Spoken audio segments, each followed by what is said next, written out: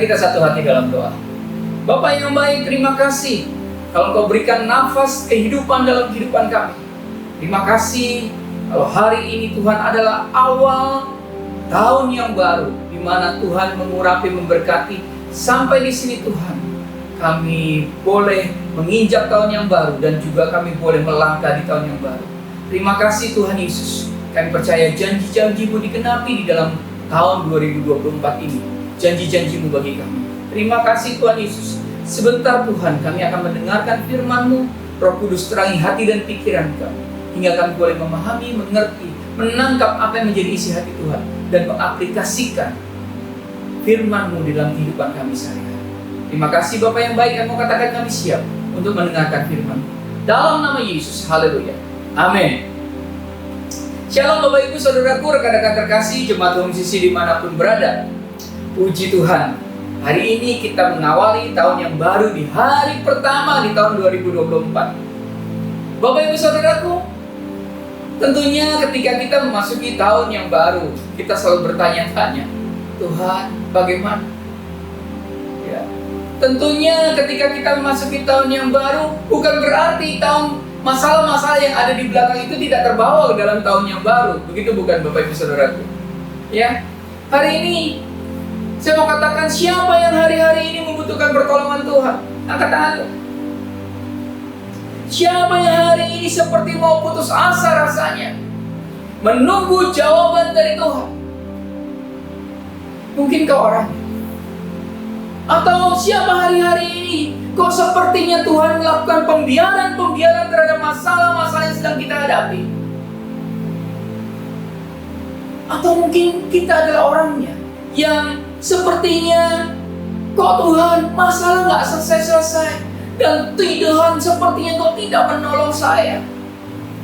Bapak Ibu Saudaraku, rekan-rekan terkasih, jemaat Home CC dimanapun berada, hari ini di tahun yang baru, di tanggal 1 Januari 2024, saya mau katakan buat Bapak Ibu Saudaraku, rekan-rekan terkasih dan jemaat Home CC dimanapun berada, Tuhan Yesus pasti menolong. Katakan amin. Ya, kita mau belajar Bapak Ibu Saudaraku, rekan-rekan terkasih, dari Lukas 8 ayat 40 sampai dengan 56. Ya, hari ini kita akan belajar dari Lukas 8 ayat 40 sampai dengan 56, yaitu dari perikop Yesus membangkitkan anak Yairus dan menyembuhkan seorang perempuan yang sakit pendarahan. Mari kita baca Lukas 8 ayat 40. Ketika Yesus kembali, orang banyak menyambut dia, sebab mereka semua menanti-nantikan dia. Ya. Pasal 1, maka datanglah seorang yang bernama Yairus, ia adalah kepala rumah ibadat. Sambil tersungkur di depan kaki Yesus, ia memohon kepadanya supaya Yesus datang ke rumahnya. 42, karena anaknya perempuan yang satu-satunya yang berumur kira-kira 12 tahun hampir mati. Dalam perjalanan ke situ, Yesus didesak-desak orang banyak, ya. Nah, ayat 43, adalah seorang perempuan yang sudah 12 tahun menderita pendarahan dan yang tidak berhasil disembuhkan oleh siapapun. Ayat 44, ia maju mendekati Yesus dari belakang dan menjamah jumbai jubahnya, dan seketika itu juga berhenti pendarahannya. Ayat 45, lalu kata Yesus, siapa yang menjamah aku? Dan karena tidak ada yang mengakuinya, berkata Petrus, Guru, orang banyak mengerumuni dan mendesak engkau. Ayat 46, tetapi Yesus berkata, ada seorang yang menjamah aku, sebab aku merasa ada kuasa keluar dari diriku. Ayat 47, ketika perempuan itu melihat bahwa perbuatannya itu ketahuan, ia datang dengan gemetar, tersungkur di depannya, dan menceritakan kepada orang banyak apa sebabnya ia menjamah dia, dan bahwa seketika itu juga menjadi sembuh. Ayat 48, maka katanya kepada perempuan itu, hai anakku, imanmu telah menyelamatkan engkau, pergilah dengan selamat. Ayat 49, ketika Yesus masih berbicara, datanglah seorang dari keluarga kepala rumah ibadat itu dan berkata, anakmu sudah mati, jangan lagi engkau menyusah-nyusahkan guru. Ayat 50, tetapi Yesus mendengarnya dan berkata kepada Yairus, jangan takut, percaya saja dan anakmu akan selamat. Ayat 51, Setibanya di rumah Yairus, Yesus tidak memperbolehkan seorang pun ikut masuk dengan dia, kecuali Petrus, Yohanes, dan Yakobus, dan ayah anak itu serta ibu. Ayat 52. Semua orang menangis dan meratapi anak itu. Akan tetapi Yesus berkata, "Jangan menangis, dia tidak mati tetapi tidur." Ayat 53. Mereka menertawakan dia karena mereka tahu bahwa anak itu telah mati. Ayat 54. Lalu Yesus memegang tangan anak itu dan berseru katanya, "Hai anak, bangunlah." Ayat 55. Maka kembalilah roh anak itu, dan seketika itu juga ia bangkit berdiri. Lalu Yesus menyuruh mereka memberi anak itu makan. Dan takjublah orang tua anak itu. Tapi Yesus melarang mereka memberitahukan kepada siapapun juga apa yang terjadi itu. Haleluya. Bapak Ibu Saudaraku, perikop ini yang kita baca, ya, begitu luar biasa, ya, di mana dalam perikop Yesus membangkitkan anak Yairus dan menyembuhkan seorang perempuan yang sakit pendarahan. Nah, Bapak Ibu Saudaraku, rekan-rekan terkasih jemaat Home CC di mana berada, dari perikop ini kita dapat melihat, ya, ternyata bahwa yang memiliki masalah, ya, itu bukan hanya 2 orang saja, tetapi banyak orang menanti-nantikan dia. Coba lihat ayat 40 tadi. Ya, ketika Yesus kembali, orang banyak menyambut dia. Orang banyak menyambut dia, sebab mereka semua menanti-nantikan dia. Jadi, yang menanti-nantikan Tuhan Yesus berapa orang? Banyak, Bapak Ibu Saudaraku. Yang punya masalah berapa orang? Banyak, saudaraku. Ya, namun pembahasan di dalam pokok ini ternyata hanya 2. Anak perempuan Yairus, yaitu kepala rumah ibadat yang sakit parah, dan perempuan yang sakit pendarahan. Baik anak perempuan Yairus maupun perempuan yang sakit pendarahan itu, ya, mereka keduanya memiliki yang namanya masalah, mereka yang memiliki yang namanya pergumulan, mereka yang memiliki yang namanya kesakitan, ya, menderita kesakitan, dan mereka membutuhkan pertolongan. Mereka sama-sama memohon kepada Tuhan Yesus. Ada paling tidak 6 pelajaran penting yang dapat kita ambil dari perikop di atas. Ya, yang pertama, first come, not always first serve. Orang yang datang pertama kali datang pada Tuhan Yesus belum tentu dilayani lebih dulu. Nah, kita harus belajar nih Bapak Ibu Saudara. Belajar dari Yairus. Yang pertama datang adalah Yairus kepada Tuhan Yesus. Namun ternyata yang dilayani lebih dulu adalah perempuan yang sakit pendarahan. Ya, karena kalau kita lihat Tuhan Yesus itu, ya, saat itu ketika diminta, ya, kemudian dia memohon supaya Tuhan Yesus datang ke rumahnya. Dalam perjalanan Tuhan Yesus untuk ke rumah daripada Yairus, ternyata di situ terhambat oleh perempuan yang sakit pendarahan ini. Ya. Nah, kemudian di dalam perjalanan itu dia didesak-desak. Ya, didesak-desak orang banyak, dan ada orang yang sakit pendarahan ini, yaitu orang perempuan ini yang sakit pendarahan. Bapak Ibu Saudara, ternyata setelah Tuhan Yesus melayani perempuan yang sakit pendarahan ini, dikasih kabar bahwa anaknya sudah mati. Bapak Ibu Saudara, Yairus butuh kesabaran. Yairus butuh kesabaran. Bisa nggak di hari itu komplain? Tuhan Yesus, saya ini urgent. Anak saya ini sekarat. Saya minta Tuhan datang. Tapi dalam perjalanan Tuhan Yesus ke sana, terlalu banyak hambatan. Dan Yairus diuji kesabaran.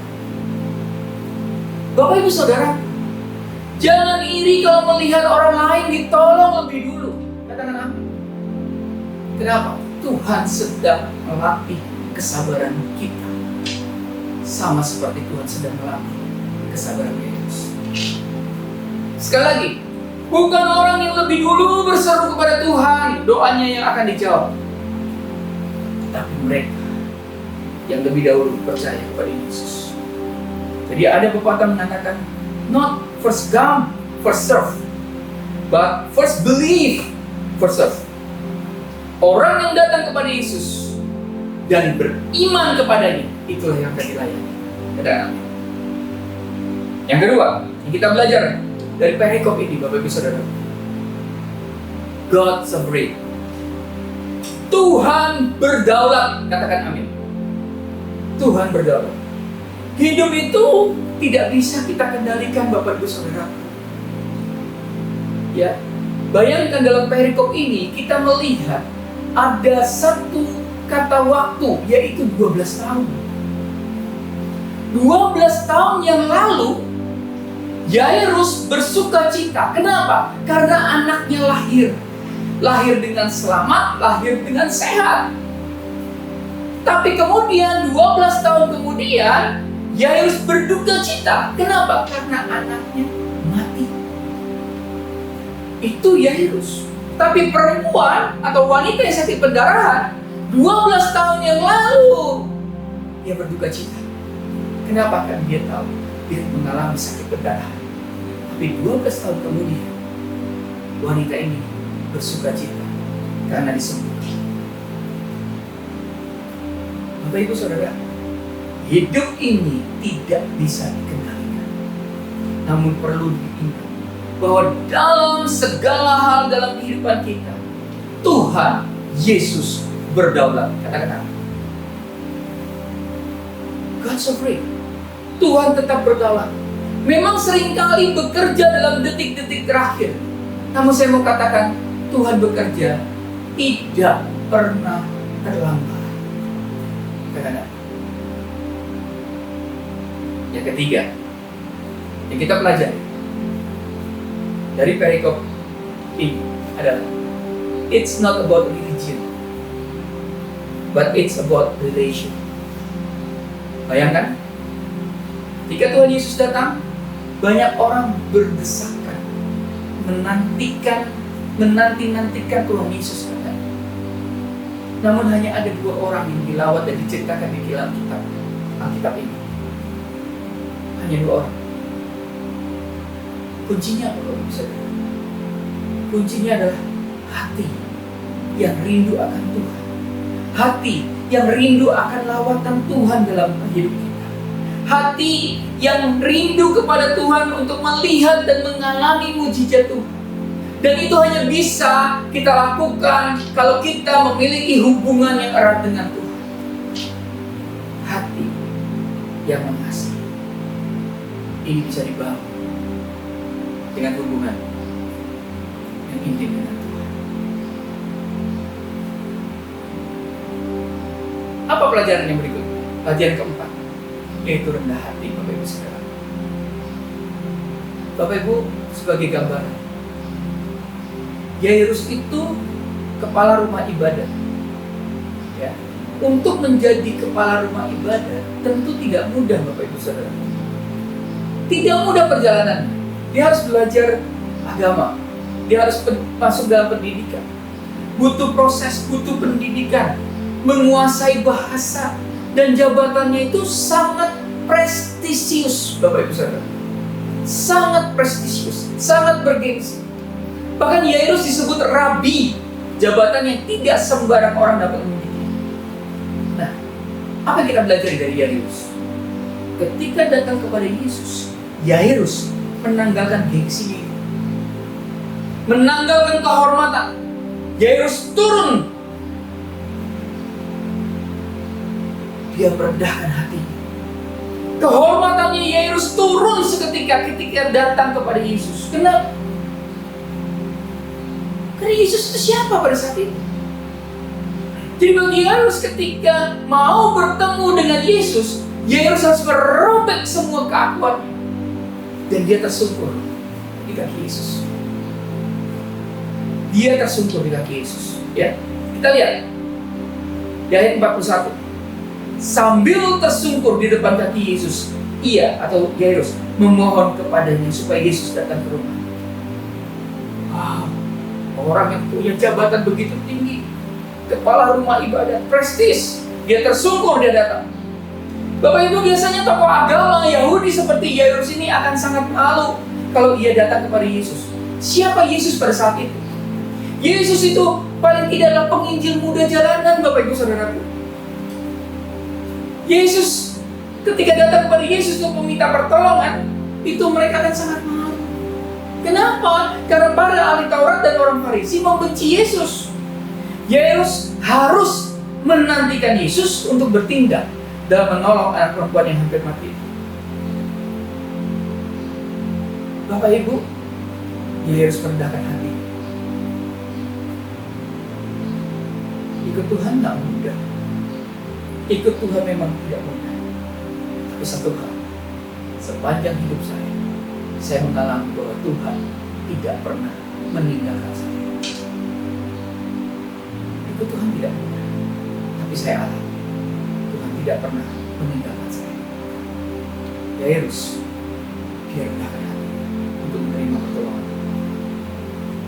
Yang kelima, Bapak Ibu Saudara, langkah iman membuat kuasa Tuhan bekerja. Ini luar biasa. Kalau kita lihat perempuan yang sakit pendarahan ini, ya. Kalau kita lihat di ayat yang ke-47, ketika perempuan itu melihat bahwa perbuatan itu tahu, ia datang dengan gemetar tersungkur di depannya dan menceritakan kepada orang, ya, kepada orang banyak apa sebabnya yang menjamah dia dan bahwa ia seketika itu juga menjadi sembuh. Ya. Nah, ini kita lihat. Seorang perempuan yang mengalami pendarahan yang berat datang juga kepada Yesus. Kalau kita lihat di ayat 47 tadi, kondisi daripada perempuan ini. Perempuan ini sudah 12 tahun mengalami pendarahan dan tidak berhasil disembuhkan oleh siapapun, baik oleh tabib-tabib ya maupun oleh orang pintar di Israel. Itu yang pertama kondisinya. Kedua, ia mendengar tentang Yesus dan bergegas datang untuk mencari pertolongan. Perempuan ini tidak diwakili oleh siapapun. Ia juga tidak titip pesan dengan orang lain. Bahkan kehadirannya, nah ini perhatikan baik-baik, bahkan kehadirannya itu membahayakan diri. Kenapa? Sebab saat itu orang yang mengalami pendarahan itu najis menurut hukum Taurat dan tidak boleh menyentuh atau bahkan dekat dengan kepada siapapun. Itu kondisinya, Bapak Ibu Saudara.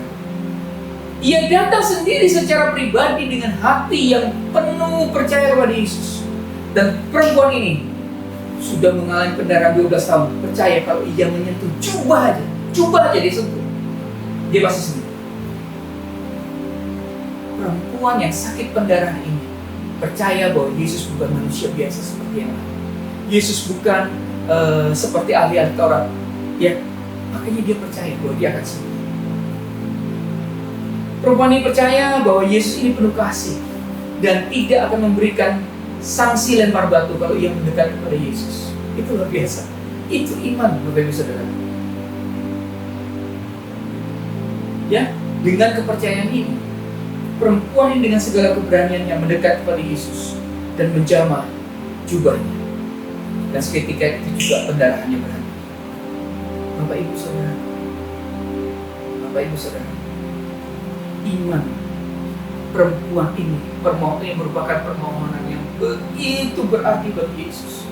Perempuan ini disembuhkan, perempuan ini diampuni, perempuan ini dibersihkan dari kenajisan. Dan ini suatu mukjizat yang luar biasa. Bagaimana dengan kita, Bapak Ibu Saudara? Terkadang dalam hidup kita perlu langkah-langkah iman.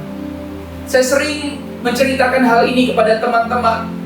Ya, Bapak Ibu, kalau Bapak Ibu lihat ada sebuah tangga.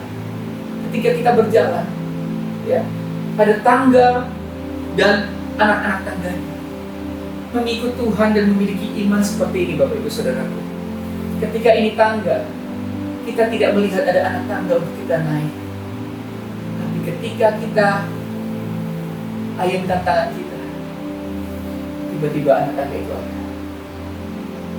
Begitu kita naik, begitu kita ayunkan yang nampaknya anak tangga itu tidak ada, begitu kita naik, ya, begitu tangan ini meraih, anak tangga itu ada.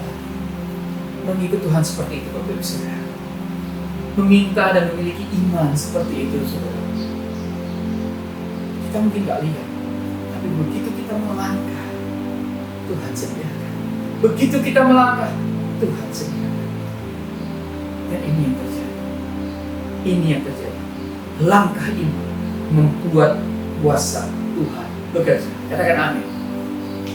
Yang keenam dan yang terakhir, bahwa apa yang kita pelajari dari perempuan ini, pertolongan Tuhan tidak pernah terlambat. Katakan amin. Kita lihat lagi. Anak perempuan Yairus tadi, ternyata karena kesibukan Tuhan Yesus, Yesus tidak menyembuhkan anak Yairus secara langsung, karena ada proses, ada perjalanan. Tapi anak itu meninggal dunia setelah beberapa waktu. Keluarga Yairus mengatakan agar Tuhan Yesus nggak usah datang lagi. Bayangin, pesimis. Sudah, Tuhan Yesus nggak usah datang lagi. Ya, karena anak perempuan Yairus itu sudah mati. Semua bilang itu sudah mati. Tapi justru jawaban dari Tuhan Yesus kepada mereka yang percaya kepadanya adalah bahwa anaknya tidak mati. Saudara-saudara yang kekasih, jemaat musisi dimanapun berada, sebetulnya Yesus sudah meminta Yairus untuk percaya kepadanya, seperti perempuan yang sakit pendarahan. Yesus tidak menghendaki Yairus hanya berhenti dan menangis, tapi ia harus percaya. Sama seperti perempuan tadi yang sakit pendarahan. Dia berpikir, kalau saja saya sentuh jubahnya saja, saya akan sembuh. Aku akan sembuh. Tadi saya sudah kasih ilustrasi. Ketika itu terjadi, ini ada anak tangga itu tidak kelihatan, kita harus naik, kita raih, walaupun kelihatan tidak ada. Itu saja. Ternyata ada anak tangga di mana kita bisa menaik. Walaupun Yairus lebih dahulu datang kepada Yesus untuk menyumpah, namun tindakannya tidak menjamin bahwa doanya benar. Yesus mendengar doa mereka yang disertai dengan doa. Berdoa demi. Apa yang terjadi? Yesus masuk ke rumah Yairus dan membangkitkan anak perempuan keluarga Yairus. Yang mengerti kelemahan Yairus dan keluarganya, Yesus tetap memberikan pertolongan walaupun kelihatannya itu terlambat. Pertolongan Tuhan tidak pernah terlambat. Bapak Ibu Saudara, ingat, ada 6 pelajaran yang kita bisa ambil hari ini. Yang pertama, first come, not always first serve. Ya. Yang kedua, God sovereign. Tuhan itu berdaulat. 3, bangun hubungan dengan Tuhan. It's not about religion, but it's about relation. Yang keempat, tetaplah stay humble, rendah hati, datang kepada Tuhan. Yang kelima, langkah iman membuat kuasa Tuhan bekerja. Dan yang keenam, pertolongan Tuhan tidak pernah terlambat. Bapak Ibu Saudara, rekan-rekan terkasih jemaat musisi Batu Bara, mari kita berserah kepada Tuhan. Berserah bukanlah suatu tindakan yang nekat, Bapak Ibu Saudara. Bukan pula suatu tindakan yang diambil karena kita udah temuin jalan buntu. Tapi berserah itu adalah tindakan yang lahir dari pergumulan yang positif, karena menyadari bahwa Tuhan tidak akan pernah mengecewakan orang-orang yang berharap kepadanya. Katakan amin. Berserah adalah menyerahkan semua kekuatan yang kita miliki, kita serahkan ke dalam tangan Tuhan yang kuat. Roma 5 ayat 5 berkata begini, dan pengharapan tidak mengecewakan, karena kasih Allah telah dicurahkan dalam hati kita oleh Roh Kudus yang telah dikaruniakan kepada kita. Bapak Ibu Saudaraku, rekan-rekan terkasih, jemaat musisi dimanapun berada, hari ini kita belajar berserah. Kita belajar menyerahkan diri kita kepada Tuhan. Penyerahan diri kepada Tuhan bukanlah sebuah keputusan yang mudah. Penyerahan diri kepada Tuhan adalah sebuah keputusan yang beresiko, Bapak Ibu Saudaraku. Ini yang dialami Yairus ketika sedang terjepit pada satu keadaan yang beresiko. Ketika anaknya sedang sakit keras dan hampir mati, Yairus justru mengambil keputusan yang beresiko, meninggalkan anaknya yang sakit, dan dia datang mencari Yesus dan diyakini bisa menyembuhkan. Ketika sudah bertemu dengan Yesus, hendak menuju ke rumahnya, justru ada seorang wanita yang mengalami pendarahan. Wanita yang mengalami pendarahan ini pun beresiko, saudara. Waktu dia, karena dia adalah orang yang najis. Orang yang berdarah itu adalah najis menurut hukum Taurat. Tapi apa yang terjadi? Resikonya itu diambil. dia jawab dan dia mengalami kesembuhan. Bapak Ibu Saudaraku, rekan-rekan terkasih, jemaat musisi dimanapun berada, sama seperti tahun 2023, mungkin saja tahun 2024, ada berita-berita negatif yang membuat kita goyah. Ada berita-berita negatif yang membuat kita tidak lagi berserah penuh kepada Tuhan. Maka karena kesabaran, ingat, karena kesabaran menantikan Tuhan, Yairus mengalami mujizat, yaitu anaknya disembuhkan. Hari ini jangan berhenti berharap pada Tuhan. Katakan amin. Mazmur 25 ayat 3 katakan ini, semua orang yang menantikan Engkau tidak akan mendapat Tuhan. Demikian juga dengan kita. Di saat pertolongan belum terjadi, hari ini seringkali akan terdengar suara-suara yang pesimis, sumbang, negatif, tekanan-tekanan bertubi-tubi datang yang akan membuat kita mundur. Ya, seperti itulah. Tuhan, perhatikan baik-baik. Tuhan memang agak lambat, namun tidak pernah terlambat. Sekali lagi, Tuhan memang agak lambat menurut kita, namun Tuhan tidak pernah terlambat. Katakan, He works in the last minute, but He never late in our life. Katakan, Tuhan bisa bekerja di detik-detik terakhir dalam hidup kita, tapi Dia tidak pernah terlambat. Bapak Ibu Saudara, kiranya firman Tuhan hari ini dapat menguatkan, menumbuhkan kita. Dan ingat, terus nantikan pertolongan Tuhan. Tuhan pasti menolong. Tuhan Yesus berkata. Amin. Bapak yang baik, terima kasih buat firman-Mu. Terima kasih buat firman-Mu yang menguatkan, meneguhkan kami. Kiranya Tuhan kami boleh belajar seperti Yairus dan perempuan yang sakit pendarahan ini, untuk kami berharap senantiasa kepada Tuhan. Karena Tuhan, ketika kami berharap kepada Tuhan, itulah kekuatan kami. Penyerahan diri kami kepada Tuhan, itulah Tuhan yang mendatangkan pertolongan. Menyerahkan diri kepada Tuhan, berserah kepada Tuhan, artinya Tuhan, kami mau letakkan semua kekuatan kami di dalam tangan Tuhan yang kuat. Terima kasih Tuhan Yesus, terima kasih. Terima kasih buat firman-Mu, terima kasih. Kami mau melangkah di tahun 2024 dengan kekuatan yang baru yang datangnya dari Tuhan. Dalam nama Yesus, haleluya. Amin.